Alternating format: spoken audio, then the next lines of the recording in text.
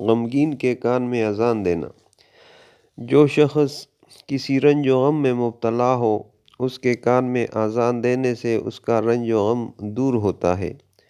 حضرت علی کرم اللہ وجہہ فرماتے ہیں کہ رسول اللہ صلی اللہ علیہ وسلم نے مجھے غمگین دیکھ کر فرمایا، ابن ابی طالب، میں تمہیں غمگین دیکھ رہا ہوں۔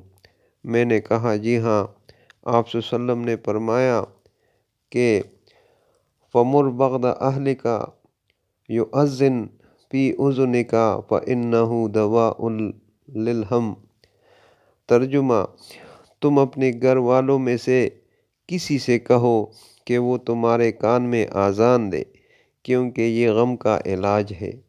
حضرت علی رضی اللہ عنہ فرماتے ہیں کہ میں نے یہ عمل کیا تو میرا غم دور ہو گیا۔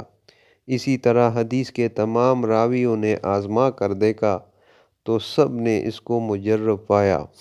کنز الاعمال جلد 2 صفحہ 685۔